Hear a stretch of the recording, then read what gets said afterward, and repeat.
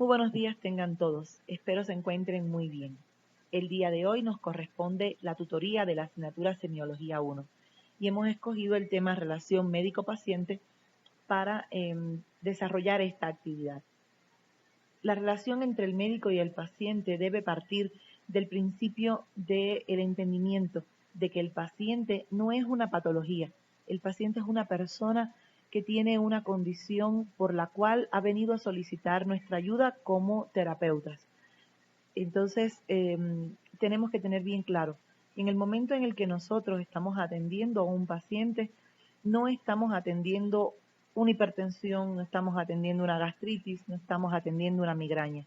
Estamos atendiendo a un paciente que tiene una patología o una condición, ¿sí? Entonces, este es el principio básico que debe regir nuestra relación médico-paciente o terapeuta-paciente. Como definición, la relación médico-paciente fue definida por Hipócrates hace más de 2000 años, basados en los principios de conocimiento, sabiduría y humanidad. Y está definida como la interacción que se establece entre el médico o el terapeuta y su paciente, con el objetivo de devolverle la salud al paciente.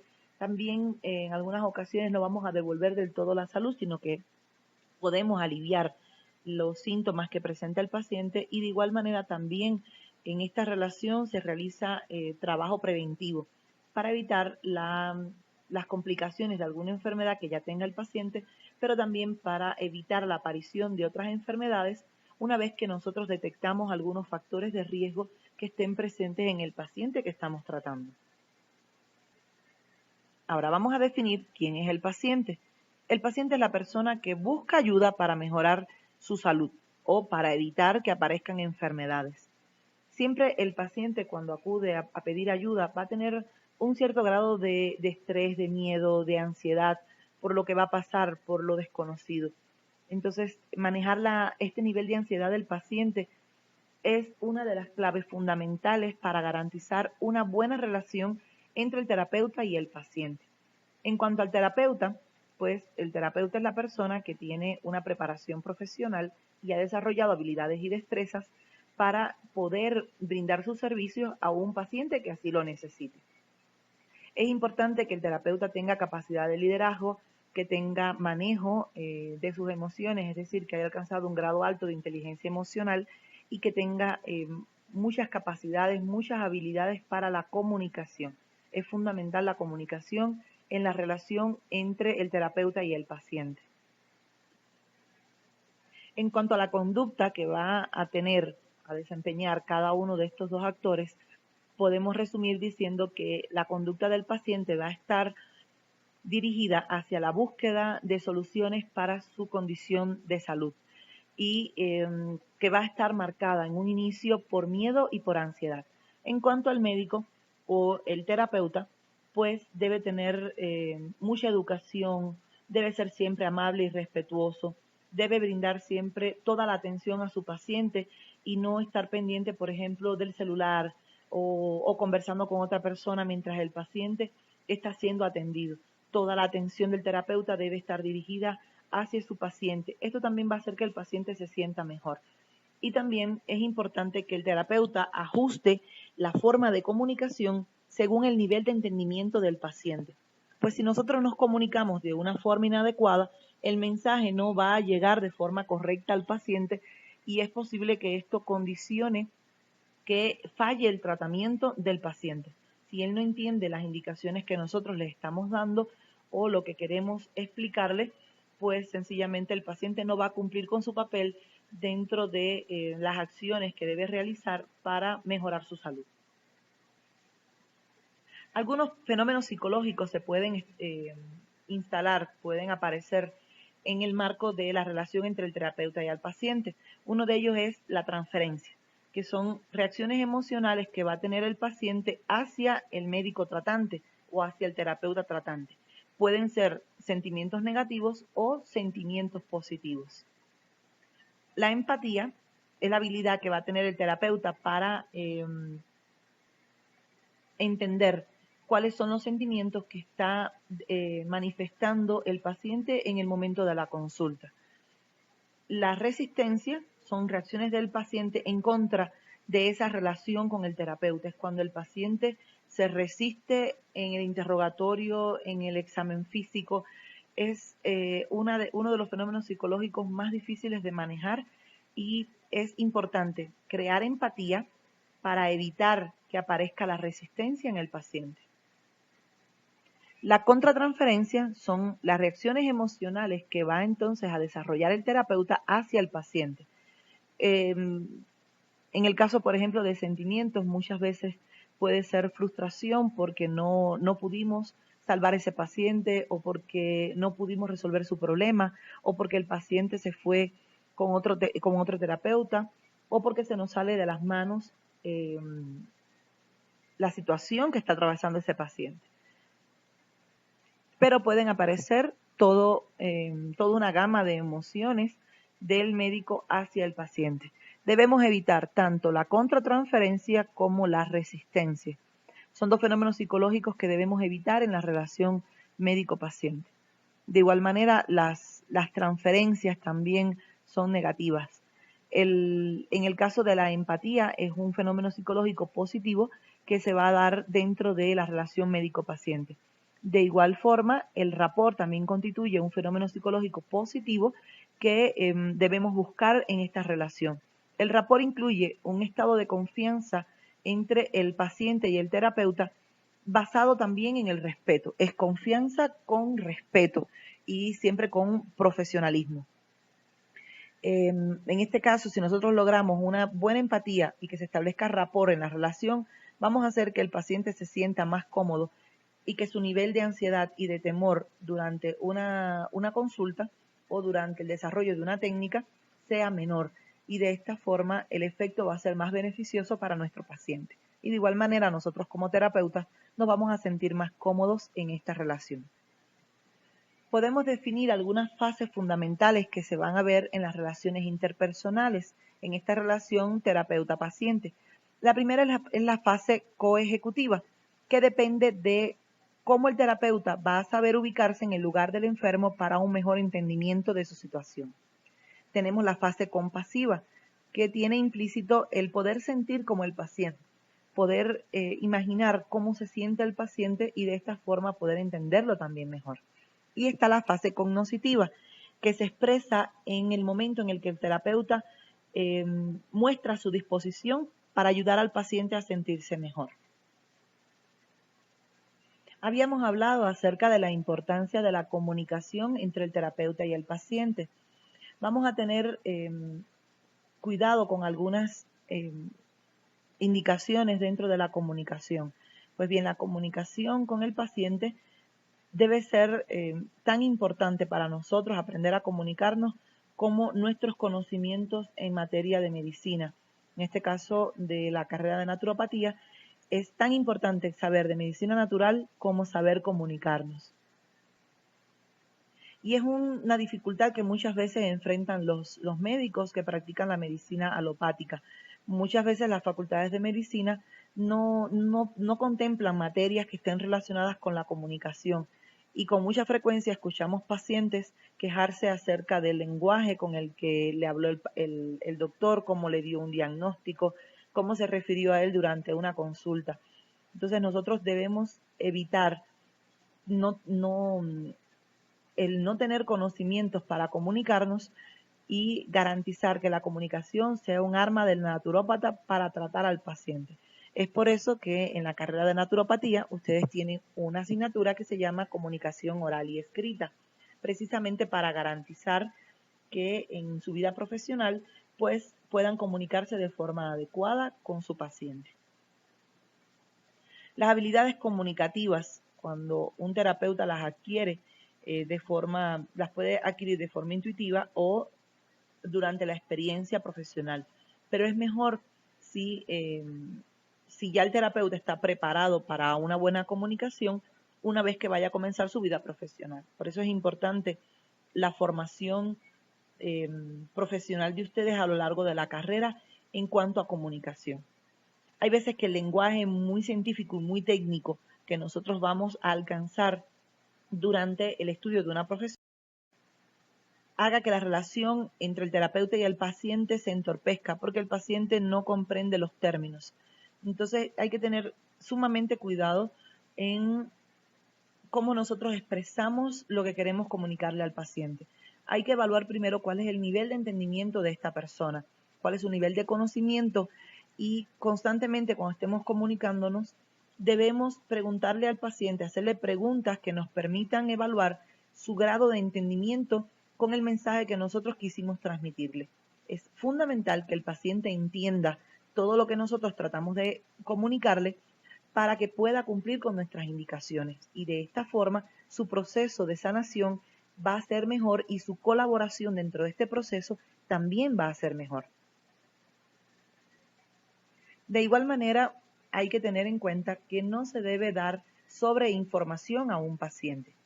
Hay que dar la información necesaria que el paciente tiene que conocer para unirse al terapeuta en su proceso de curación, para contribuir, para entender la importancia de determinado tratamiento o de cumplir con determinadas indicaciones. Debemos dar la información precisa que debe manejar el paciente sin obviar aquella información que es importante para él conocer. De igual manera, si el paciente hace alguna pregunta, aunque nosotros consideremos que la respuesta a esa pregunta no es importante para el paciente, una vez que el paciente hace una pregunta, el terapeuta tiene la obligación de responderla de forma tal que satisfaga su curiosidad o su demanda de conocimiento, aunque no consideremos que la respuesta va a cambiar en algo su estado de salud, ¿bien?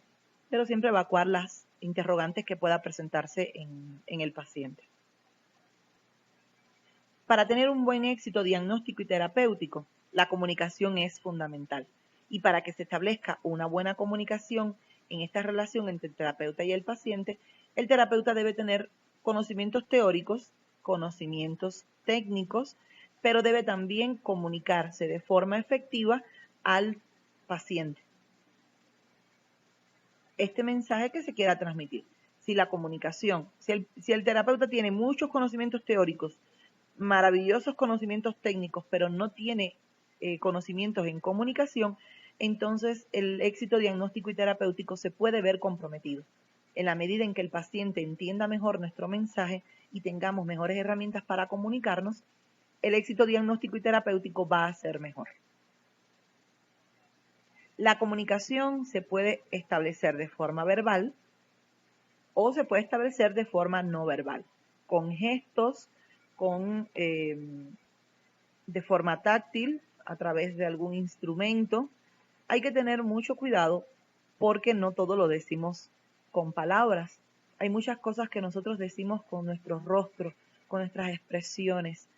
Durante el interrogatorio, el paciente nos está contando parte de su vida, nos está contando quizás algunos aspectos que nunca antes le había contado a nadie, está confiando en nosotros. No debemos juzgar, no debemos expresar de ninguna forma ni asombro, ni enojo, mucho menos juzgar al paciente o culparlo durante la consulta.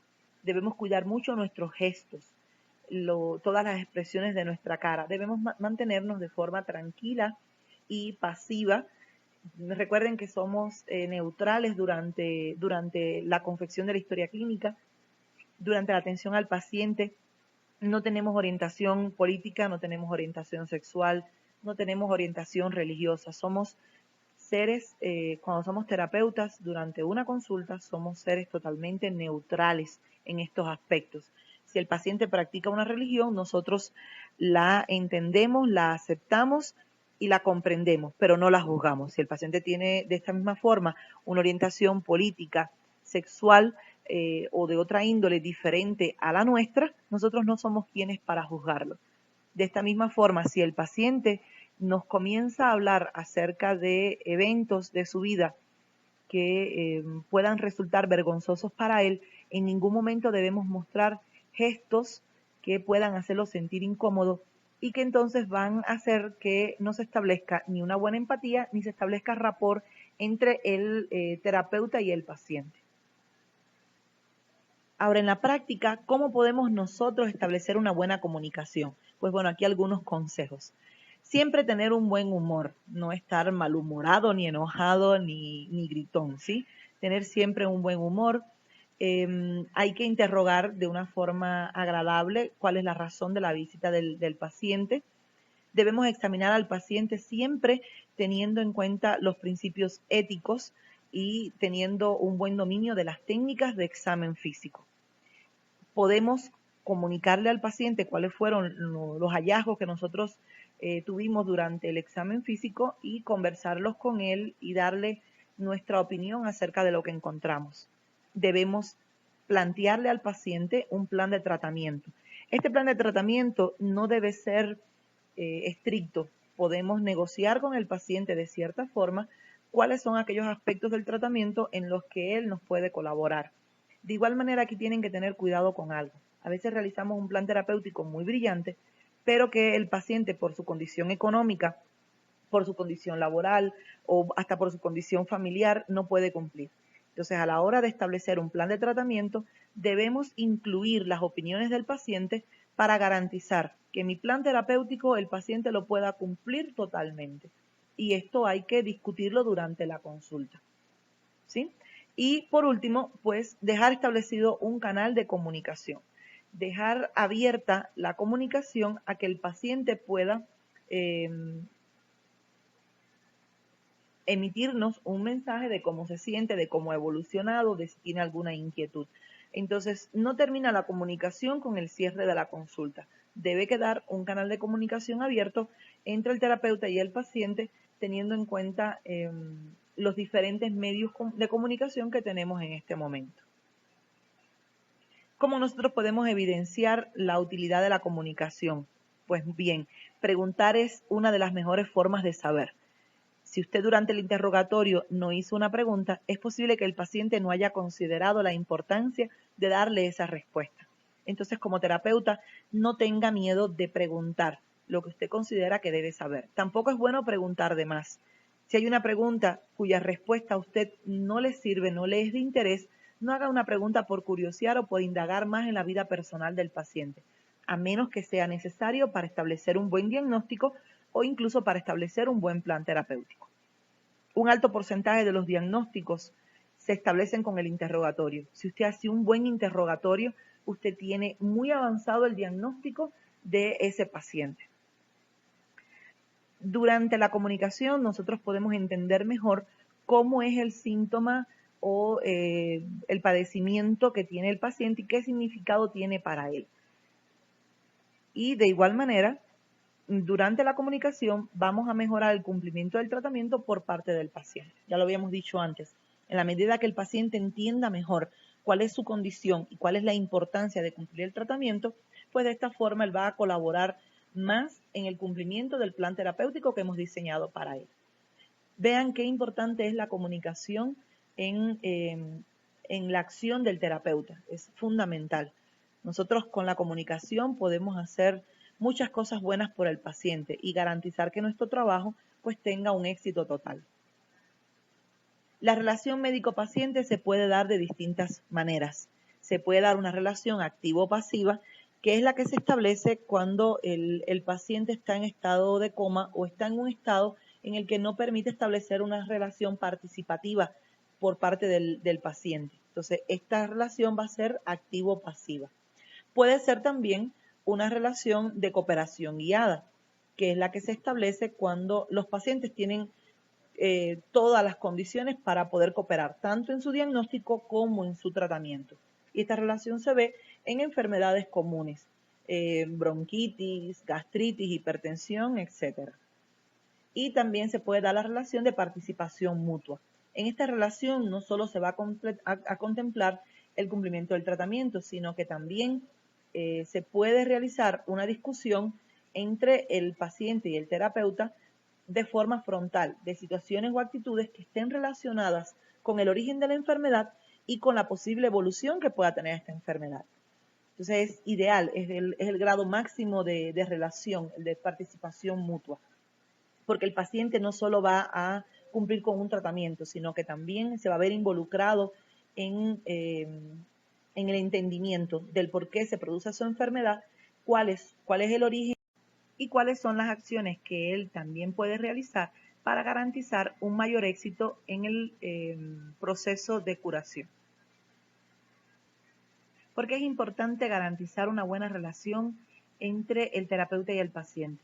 Pues es importante porque va a garantizar mejores cuidados y por lo tanto mejores resultados en el tratamiento al paciente, va a evitar intervenciones innecesarias. Muchas veces necesitamos hacer varias terapias o consultar varias veces al paciente porque no nos dijo todo. Entonces, si nosotros tenemos una buena relación con el paciente, él nos va a suministrar mayor información, vamos a poder hacer un mejor diagnóstico y de esta forma ser más precisos en las terapias que les vamos a indicar al paciente. También va a evitar presencia de eventos adversos como puede ser el enojo del paciente porque no se ha sanado o porque no se siente complacido con la atención que ha recibido. En la medida que haya una mejor relación entre el terapeuta y el paciente, pues vamos a evitar todos estos malestares que se pueden presentar durante la práctica profesional. También con una buena relación entre el terapeuta y el paciente vamos a prevenir incomprensiones, errores y algunos conflictos que muchas veces se presentan en esta relación. La mejor forma de evitar una mala práctica terapéutica es tener una buena relación con nuestro paciente. Nos va a permitir, en primer lugar, llegar a un diagnóstico preciso de la enfermedad. Vamos también a motivar al paciente a que intervenga, nos colabore, participe en el proceso de curación, cumpliendo totalmente las indicaciones propuestas en el plan terapéutico. También se consigue con una buena relación que tanto el familiar como el paciente valoren mejor nuestro trabajo como terapeutas y nos va a permitir elaborar una buena historia clínica.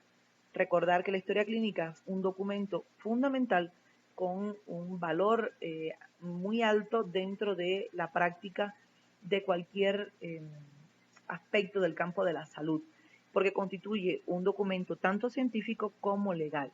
Entonces es importante establecer una buena relación para garantizar que podamos confeccionar una buena historia clínica.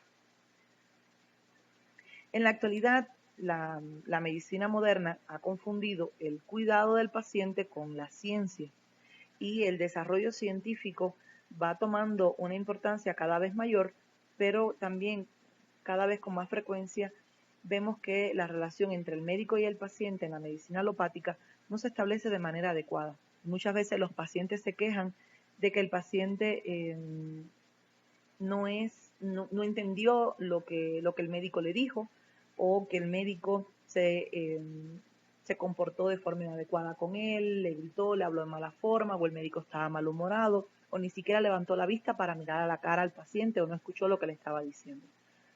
Con más frecuencia vemos que los doctores indican un sinnúmero de exámenes complementarios, pero no destinan unos pequeños minutos para escuchar lo que el paciente tiene que contar.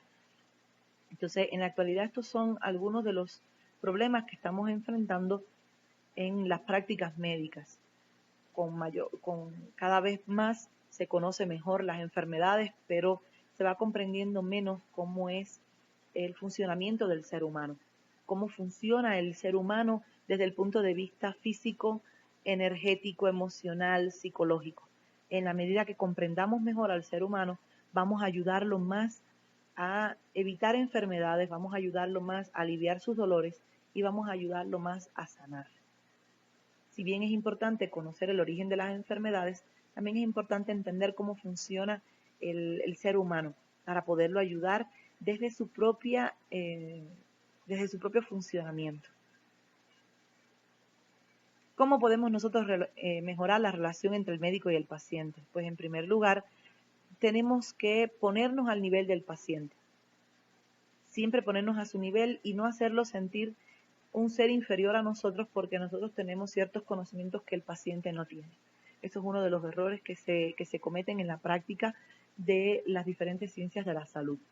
Debemos estar realmente interesados en atender de forma correcta a ese paciente.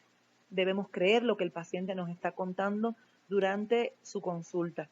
Tenemos que ser muy sensibles al estado emocional y físico de los pacientes que estamos atendiendo y comprender los términos que el paciente utiliza para explicarnos una dolencia, pero también utilizar en lo posible la menor cantidad de términos técnicos para garantizar que el paciente entienda el mensaje que estamos tratando de comunicarle. Debemos también explicarle al paciente en todo momento qué es lo que se va a realizar.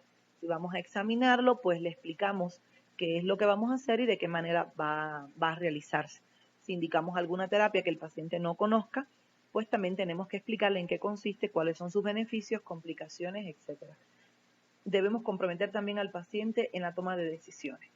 Si nosotros, dado el caso, necesitamos cambiar algún aspecto del estilo de vida del paciente, debemos comprometer al paciente haciéndole entender cuál es la importancia de cambiar ese estilo de vida y en qué colabora para su salud ese cambio que el paciente va a hacer en su vida habitual. De igual manera, tenemos que comprometer al paciente en el cumplimiento del plan terapéutico. Y de esa forma nosotros vamos a garantizar que el paciente cumpla con todas las indicaciones y que su proceso de salud sea más corto y más efectivo. Habíamos hablado anteriormente de la empatía, cómo lograr una empatía con el paciente. ¿Han escuchado la frase sonreír no cuesta nada? Pues efectivamente, sonreír no cuesta nada. En el momento en que tengamos el primer contacto con el paciente, debemos saludarlo, ser amables y cordiales, presentarnos y invitar al paciente a que nos comente cuál es su problema. Durante el interrogatorio debemos mostrarnos tranquilos. Recuerden lo que habíamos hablado de no juzgar, de no demostrar incomodidad o desaprobación en algún momento con alguno de los elementos, de los síntomas que nos está refiriendo el paciente o con algún aspecto de su vida que el paciente esté compartiendo con nosotros. Debemos mostrarnos sonrientes y atentos a todo lo que el paciente nos está contando. Hay que mostrar interés genuino, es verdadero interés en lo que el paciente nos está contando. Debemos de igual manera hablar lo necesario, darle las explicaciones que necesita el paciente para entender cuál es su condición médica, pero también debemos darle aquella información que es necesaria para que el paciente comprenda la importancia del cumplimiento del plan terapéutico. No hablar de más, no debemos dar sobreinformación que pueda confundir al paciente o hacerlo dudar en algún momento de su estado de salud. Y como última recomendación, pues realizar en orden la historia clínica. En cuanto el paciente se siente y nos diga su problema, no debemos saltar a un diagnóstico. Debemos respetar el orden de la historia clínica, realizar un interrogatorio, un examen físico, el diagnóstico alternativo correspondiente, revisar los exámenes complementarios que el paciente nos pueda proporcionar y de ahí entonces ya poder conversar con el paciente acerca del diagnóstico naturopático que nosotros estamos detectando en este paciente. Y de esta forma, pues elaborar entonces el plan terapéutico. No debemos saltarnos los pasos de la historia clínica porque cada paso es importante para llegar a un buen diagnóstico y poder elaborar un buen plan terapéutico para mi paciente. Recuerden siempre que atendemos enfermos, no atendemos enfermedades. Y que si bien es cierto que las sonrisas no curan a nadie, sí alivian las dolencias del paciente. Y que la sola presencia de un profesional de la salud no va a bastar para curar a un paciente, pero sí le va a devolver la esperanza y lo va a reconfortar. Si desean ser buenos naturópatas, si desean ser buenos profesionales de la medicina natural, deben conocer a su paciente, deben garantizar una buena relación entre el terapeuta y el paciente. De esta forma van a poder hacer buenos diagnósticos y elaborar planes terapéuticos muy personales para sus pacientes, que garanticen su recuperación. Yo les agradezco por el tiempo que han compartido conmigo y nos veremos en próximas clases. Muchas gracias.